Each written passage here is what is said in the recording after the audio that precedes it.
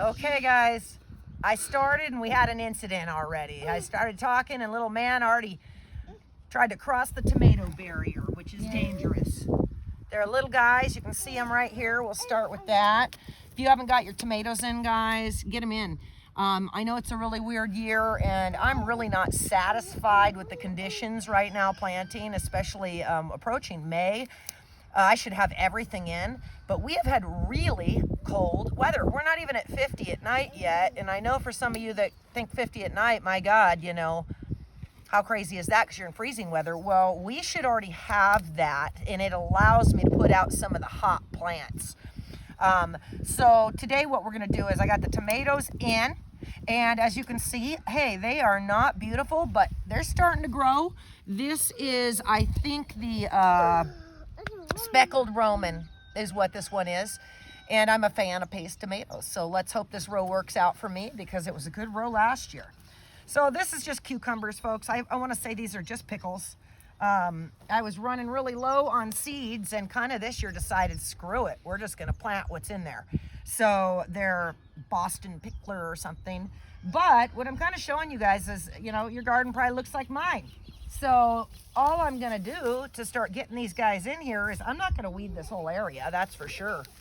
I'm just going to take a few of these out because, to be honest, while I'll take the mallow out. The mallow has the worst roots. I'm just going to take out a few of these because some of these I'm going to actually leave so that they don't see, the critters don't see my cucumbers. Because every single time I plant cucumbers lately, and I know everybody's going to give me tips on how to plant them because that's what happens. I tell you I don't do well, and I got 4.7 million tips on how to garden. I appreciate it, folks, but when I tell you what's going on, I'm not looking for tips. I'm just showing you what sometimes can happen. I've got it pretty established how I plant things and how I go about stuff, and we don't use chemicals. We've stated that before, so, you know, I get a lot of people when I talk about bugs telling me things to use. I don't use Dawn dish soap, guys. I don't even use neem oil because the reality is when you've got a real problem like I get, you're not going to sit there mixing up neem oil every day for an acre. It's just not worth the money for what, $4 heads of lettuce or something? So not worth it. So, or pickles, even worse. Cucumbers don't even sell for stuff, folks. So what I do, oh, here's part of my squirrelinator cage. I'm going to need that. Oh, look, it's growing into the weeds. This is from last season. I need my flap. We're going to need that. So what we're going to do is I have today, I'm really excited. I did bitter melon and just some cucumbers. So this row right here that you guys are looking at, this is my cucumber row. And the one thing I do when I am doing cucumbers and things that can be eaten instantly, I mean, is I do run my trowel through the ground like this. And the reason is, if you're in a zone like me, this has got nothing to do with weeds, but if you're in a zone like me, so there's earwigs and pill bugs that live under my soil. So all this compost that I bring in, what happens is over winter, it's soaking wet, it's looking good, then we dry out. As soon as it starts to dry out, basically you can see it forms like a barrier, like a chunk, there we go. And under this chunk, all the bugs live. So it's very important that we remove that because if I don't, and I leave those bug homes there, because this hasn't been planted in since I want to say, baby girl, this hasn't been planted in since last year. So this is all I do. I'll just do this one little section and then we'll move on. What? Do you want to come and sit over here? Huh? We're trying to keep everyone happy, but it just never seems to work. Ray and I definitely should get an A for effort, though, because we're always putting the effort in. But she just got over here, put his finger right in my donkey's mouth, and, well, we're just happy the finger's still there, you know? Yeah, you're okay. You're okay. Ha. She just doesn't like no one's paying attention to her.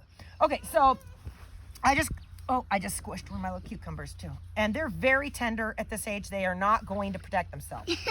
So I'll back up so you can kind of see here. I start up here, guys, and this is it. I mean, just give it a little turn. I'm not saying destroy all the soil. I'm saying we're breaking up the homes is all we're doing. because once this soil sits for a while, we get wet. She just wants attention. Do you have a toy? Huh? Huh? You don't have a toy, huh? I have to give you a weed. Yeah. So here's our cucumbers, and I commonly, how funny, right when I was going to tell you, I commonly do 3 per cell, or 2 per cell. What do? I pull out one with 3. So I'm already like looking like a liar. So I always do 2, if I can get these. Now, trust you and me, once they get big like this, they get all tangled up. You have to be so careful pulling them out. But this little guy, I plant 3 or 2, because otherwise it doesn't root enough to even pull them out. I mean, they're just very flipsy and flopsy. So that's what I do. We're gonna do good spacing on these because we don't want them too tight or you're gonna get tons of aphids. So that's it, guys. And all I'm gonna do is get a nice deep hole. My drip lines are on. And there it is. There's our first cuke of the season in the ground. Let's do a couple more. I'm thinking I'll do 2 spaces in between. Let's put one here. Let's see if I've got 2 or 3 in this one. Up 2. Okay, so when you are seeding, now I'm sure a lot of people are gonna go, what, baby girl? What? I'm sure a lot of people are gonna go, oh, I direct seed mine. You know, if you can direct seed, God bless you. I can no longer do that. I am in a hot area. There is too many earwigs and pill bugs that hide. They live under the earth. As soon as I direct seed and these first leaves come out, it's already gone. So it's been a total of, I can't tell you how many years that I've been trying to still direct sow seed, and I lose it all. So basically what I do is I will attempt to direct sow, but you'll see I'm always growing them still in the house just for backup plan.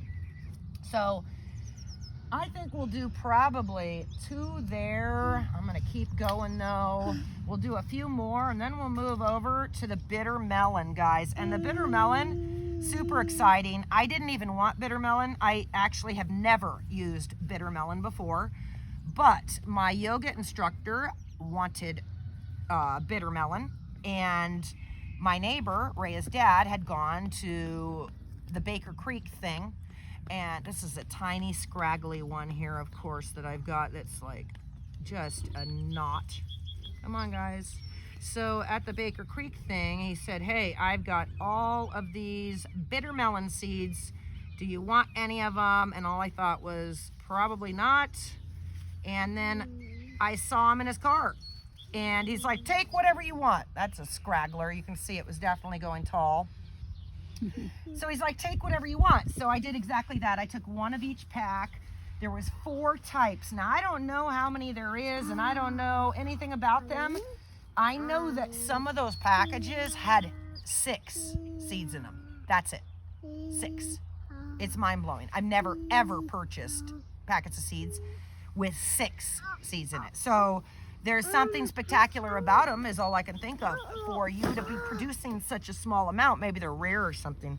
So I did plant all of them, all 4 packets, and it didn't even equal my full 50 cell tray at all. So I think that's going to be fascinating for you guys that have never grown bitter melon to get to see. It looks nothing like a melon plant. It looks like a maple tree, the leaves on it. It's very, very different. When I looked at them, I thought, gosh, they look like, if it wasn't a little bush, it'd look like a maple leaf. So that's super cool. I absolutely love it. And not only that, we all know how healing the bitter melon is. Super healing. So why not dabble in it? I mean, I figure I've done all these healing things, and you see how I'm trying to get them up. If I don't get them up, the little rabbit that keeps living in here is going to chomp them. And might even chomp them anyway. Might, you know, I might come out and be like, oh, great. So we're going to hope for the best on this, because these little plants have been growing for, here's another little guy. Gosh, he's a real scraggly one. They've been growing, gosh, probably a month, you guys. And what starts to happen, as you can see, is they're in the house. So they've got light, but they want more, and they get very leggy. I hate it. I don't have patience all the time for all of this. But This is how you get cucumbers. So we gotta have patience for it. My favorite is actually Armenian cucumber. That is my ultimate favorite. But I could not, little man wants in the video. But I couldn't find them. So I gotta get digging through my seeds a little bit more because I don't have a clue where it's all gone. I sometimes, I kid you not, I think I just get too organized for my own self. So let's move down a little further and then you can see what I've done here. I'll turn around, there you go. So I don't have any particular spacing, I do. Ray has to keep moving around our obstacle here. As you can see, this is all, thank Christy, oat hay. So one year I bought hundreds of bales of oat hay for the animals, and when I used all their poop, well, what do you think you get in the garden? An endless supply. So let's put a couple more in here, and then let's move on to looking at what the bitter melon look like. Because we got all kinds of things. Oh, see, look at that. I just freaking bent that guy and almost harmed it. So here's when you start seeing when the cucumber is getting old enough that you can see these little nubs. Do you see those little nubs on it? That's when those nubs are wanting to root. So as they get older, any part of it that just lays on the ground is going to root right into the ground. Of course, I can't have anything on the ground here because of the darn critters. I mean, I was just in a garden and a freaking giant rabbit just ran out. It was like hiding in the collard greens or something. It was like, oh my God, she found me. So it can be very frustrating, but folks, when you're growing a food forest, what do you think? They're not going to get your number? I mean, the reality is, guys, you're growing food. Why wouldn't they? There's no rules about them coming in, and boy, they sure come in. Because, oh, look at this. Am I growing mallow? Oh, no, I'm not. I'm like, oh my gosh, is there mallow growing in my tray? Okay, let me detangle a couple more here. So this is how it looks, folks. If you've ever seeded in a 50-cell tray, it can be a little bit disturbing. Lettuces really suck. Lettuces get so entangled that there's no rushing it. I've tried. You'll just ruin the plants. So patience is a virtue, guys, for all of us. Now, I don't use any fertilizers. In fact, I just hit a big gopher hole. So when I hit gopher holes, what do? I open them up. Open it up. Oh, there's a big worm. Okay, let's get this guy in. Let's get it in. Now, I have not had cucumbers, guys, in a couple years. And not because I didn't plant them, because of the critters. So if all you could throw a little prayer out there, I would sure love some friggin' cucumbers. I put the effort in every year, but the aphids and, well, actually, I can't even say the critters, the aphids. The aphids are getting them every year because of ant harvesting. I have so many ants around here, it's out of control, and there's no way to just kill them all. And to everybody that sits and says, oh, well, you just need to take care of the ants. So I have black ants. They don't form mounds. They just live under the soil. There's no home or colony you see. You'll just move soil and all of it moves. You'd have to treat every square inch of my land with some poison or something, which I'm not willing to do. So I harmoniously live with ants.